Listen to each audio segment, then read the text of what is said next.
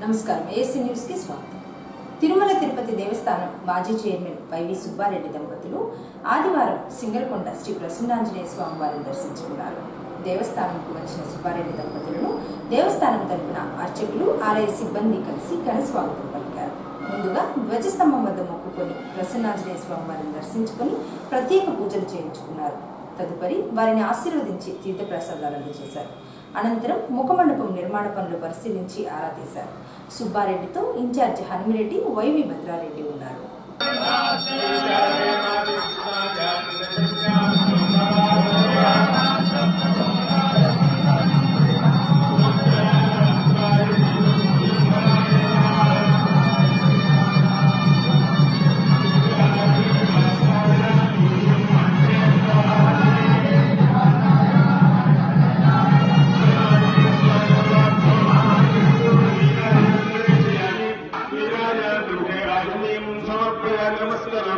श्रीमद्रमारमण गोविंदो नमः पार्वतीपदे हर हर महादेव ओम धर्मपुरुषाख्यमुदाय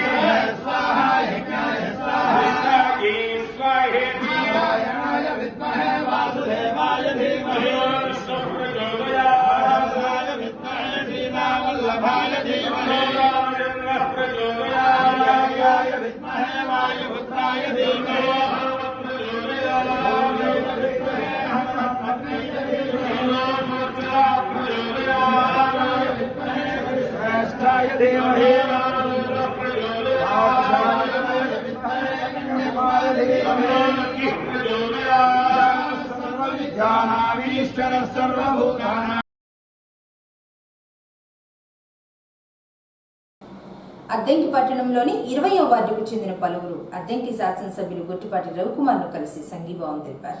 సైకో ముఖ్యమంత్రిని దించవలసిన అవసరం ఉందని, ప్రజలు, ప్రతిపక్షాలు, మేధావులు, విద్యార్థులు కలిసికట్టుగా పనిచేయాలని, పార్టీలకు అతీతంగా చంద్రబాబుకు, టీడీపీకి మద్దతు ఇవ్వడం చూస్తుంటే వైసీపీ ప్రభుత్వం పట్ల ప్రజల్లో ఎంత వ్యతిరేకత ఉందో తెలుస్తుందని రవికుమార్ తెలిపారు.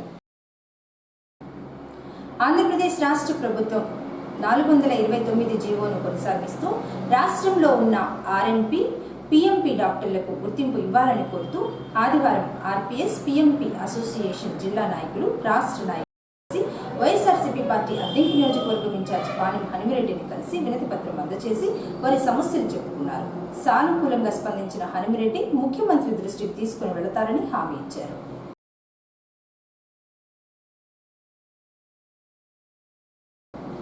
అద్దెంకి మండలం మణికేశ్వరం గ్రామానికి చెందిన ముస్లింలు వైఎస్ఆర్సీపీ పార్టీ యువత ఆదివారం వైఎస్ఆర్సీపీ పార్టీ ఇన్ఛార్జి పాణెం హనుమిరెడ్డిని కలిసి మద్దతు తెలిపారు. అలాగే బల్లికురవ మండలం వెలమవారిపాలెం, ఏలేశ్వరవారిపాలెం గ్రామానికి చెందిన తెలుగుదేశం పార్టీ కార్యకర్తలు వైసీపీ ఇన్ఛార్జి హనుమిరెడ్డి సమక్షంలో పార్టీలోకి చేరగా వారికి పార్టీ కండువా కప్పి పార్టీలోకి ఆహ్వానించారు. అందరూ కలిసి తన గెలుపు కోసం కృషి చేయాలని, గ్రామాలలో సమస్యలు ఉంటే వారి దృష్టికి తీసుకొని వస్తే పరిష్కరించే విధంగా చేస్తారని హనుమిరెడ్డి హామీ ఇచ్చారు.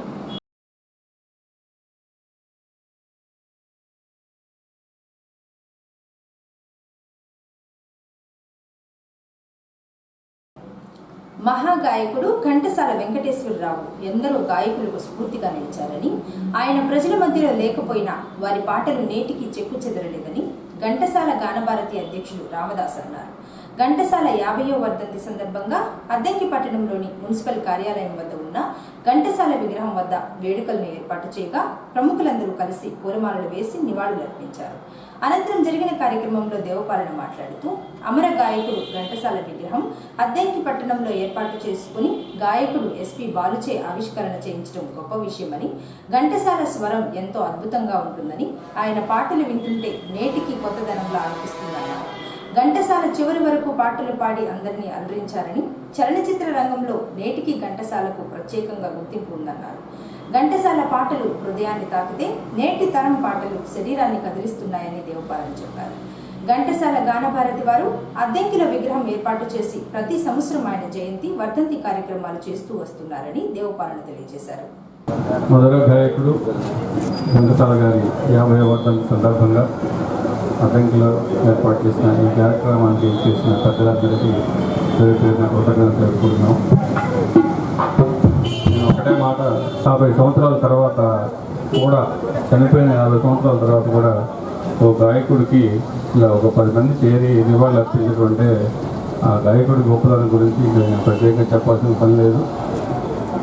మరి ఈ సందర్భంగా మరొకసారి ఆయనకి నివాళులు అర్పిస్తూ వెళ్ళిపోయి 5 దశాబ్దాలు అయినప్పటికీ ఇంకా తన సంగీతంతో, బాణీతో మన అలవరుస్తున్న వ్యక్తి ఘంటసాల. తొలి చిత్రం 45లో సదస్సులు మొదలుకొని చివరి చిత్రం 74లో భద్రాచల విగ్రహం వరకు 3000 పైచిలుకు పాటలు, దాదాపు 100 చిత్రాల సంగీతంతో 3 దశాబ్దాల పాటు తెలుగు చలనచిత్ర సీమను ఊగించి, శాసించి, దీవించి, రక్షించిన వ్యక్తి ఘంటసాల వెంకటేశ్వరరావు. నవరసాలను నవ్యంగా పలికిస్తూ విషాదం, ఆనందం, ధైర్యం వంటి భావాలతో మన హృదయాల్లో అనుభూతులు చిలకరించే వ్యక్తి ఘంటసాల వెంకటేశ్వరరావు. అట్టడుగు స్థాయి నుంచి అత్యున్నత స్థాయికి ఎదిగి మన గొంతులకు రాతస్మరణీయుడిగా, స్ఫూర్తి ప్రదాతగా నిలిచిన ఘంటసాల వెంకటేశ్వరరావు 50వ వర్ధంతి సందర్భంగా నివాళులర్పిస్తూ ఈ సభ ఏర్పాటు చేసిన రాష్ట్ర శ్రావణ రైతులకు అభినందనలు తెలుపుతూ కూడా అలవోకగా పలికించే కంఠస్వరం అయింది. దీన్ని విప్పుకోకుండా నవరసాలు కూడా ఒదిగిపోతాయి, కరిగిపోతాయి, ఒరిగిపోతాయి అంటే ఆయన తన జీవిత గాథలో మరి సుబ్బరాయుడు గడిచిన గ్రంథంలో ఒక మాట రాసుకున్నాడు.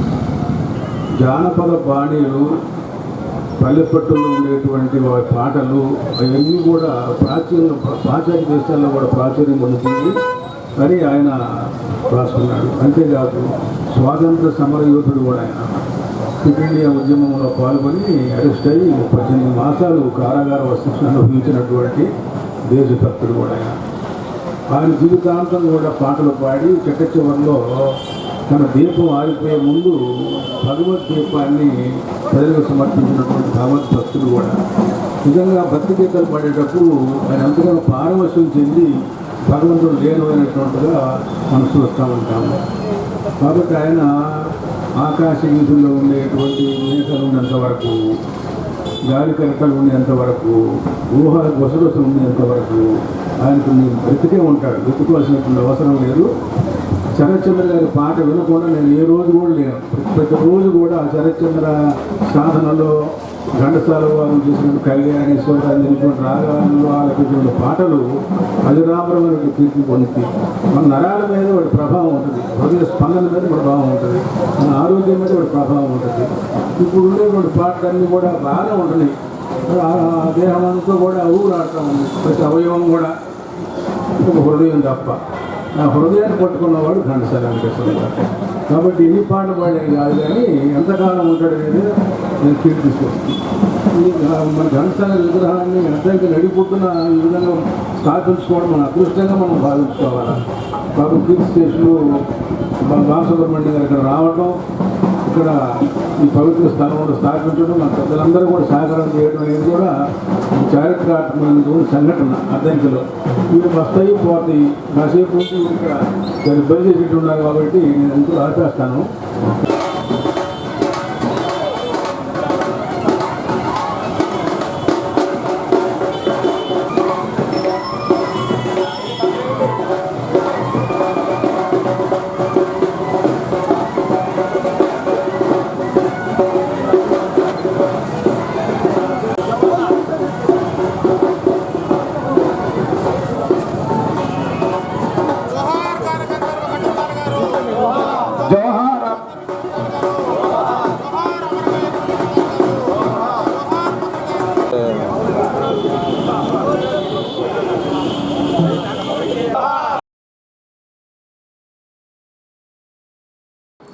ప్రభుత్వ పాఠశాలల్లో చదువుకునే విద్యార్థులను ఆర్థికంగా ఆదుకుని మంచి చదువులు చదువుకునే విధంగా విద్యోన్నతి ఫౌండేషన్ కృషి చేస్తుందని గత 2 సంవత్సరాల నుంచి ఫౌండేషన్ ద్వారా సేవా కార్యక్రమాలు చేస్తున్నారని ఫౌండేషన్ చైర్మన్ ధూళిపాళ్ల వీరనారాయణ అన్నారు. అద్దంకి పట్టణంలోని స్థానిక ప్రభుత్వ బాలుర పాఠశాలలో ఆదివారం 10వ తరగతి చదువుతున్న విద్యార్థులకు విద్యోన్నతి ఫౌండేషన్ ఆధ్వర్యంలో ప్రతిభా పరీక్ష నిర్వహించారు.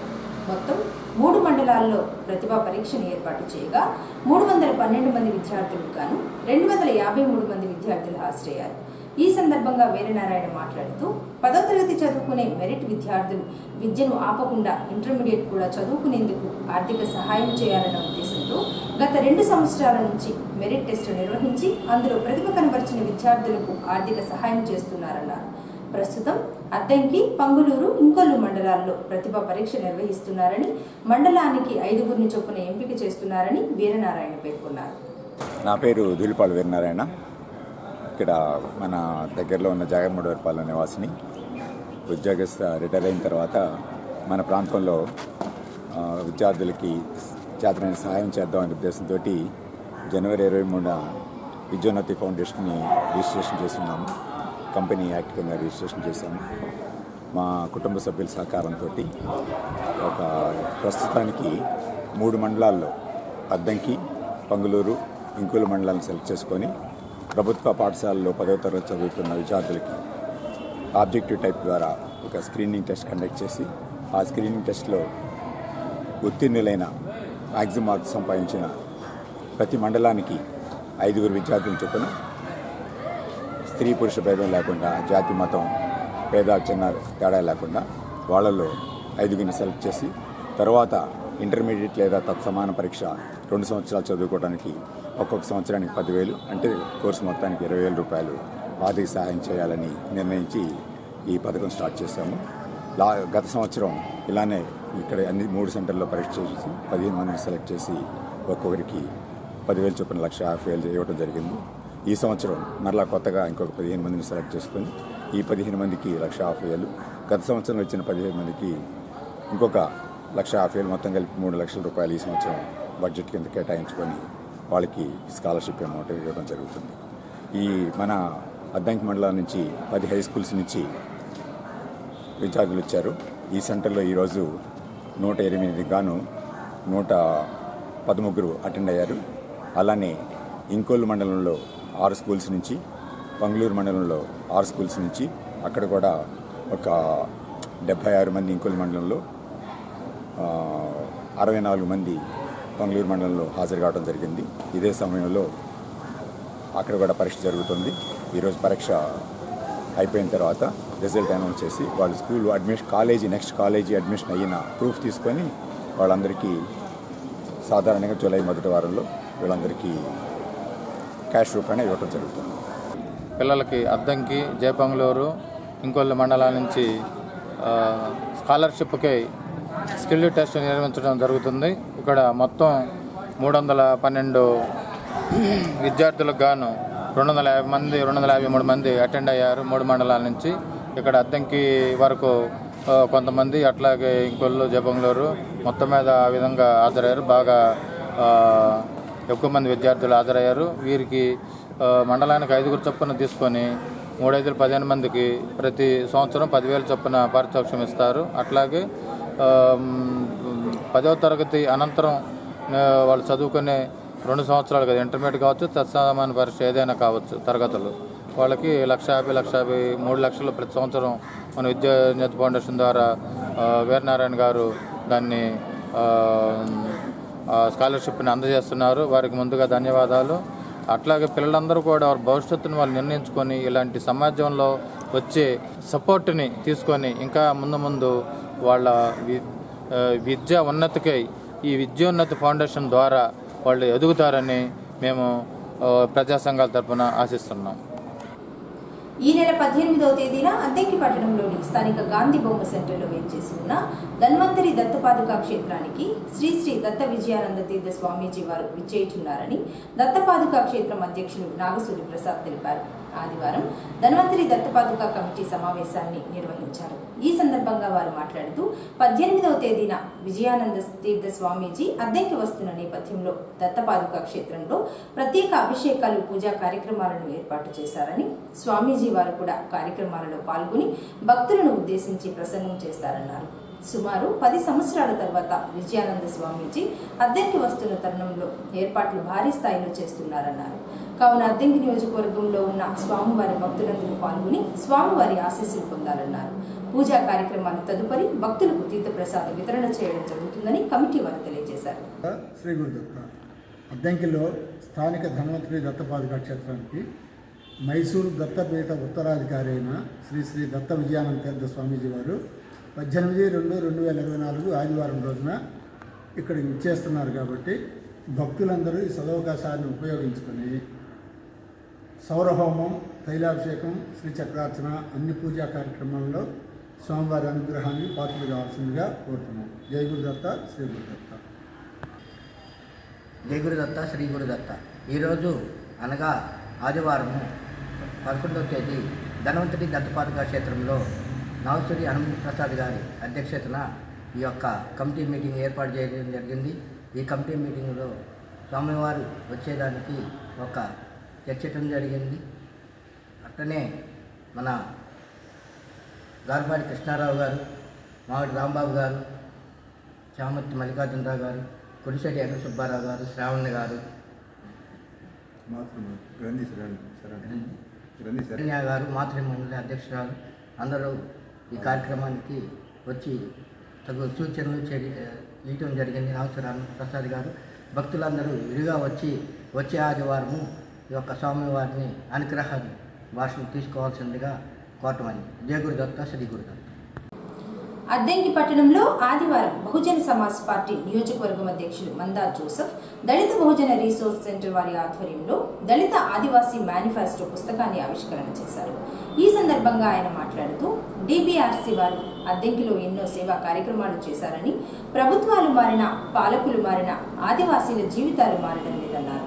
ఆదివాసీ మేనిఫెస్టో పుస్తకం 10 అంశాలతో కూడిన పరిపాలన అంశాల మీద దళిత ఆదివాసుల హక్కులను గుర్తు చేసే ఈ పుస్తకం పాలించే రాజకీయ పార్టీల వారందరూ కూడా గుర్తు చేసుకోవాల్సిన అవసరం ఉందన్నారు. ఆదివాసీలకు తరతరాలుగా అన్యాయం జరుగుతూనే ఉందని, కావున ఎస్టీలకు రాజ్యాంగంలో అంబేద్కర్ కల్పించిన హక్కులను అమలు చేయాల్సిన అవసరం ఎంతైనా ఉందని జోసెఫ్ తెలిపారు. దళితులుగా ఉండవలసిన అవసరం లేదని, ప్రభుత్వాలు వారి హక్కులు కల్పిస్తే అందరూ చక్కగా చదువుకొని మంచి గుర్తింపుతో పాటు ఆర్థికంగా అభివృద్ధి చెందడం జరుగుతుందని జోసెఫ్ పేర్కొన్నారు.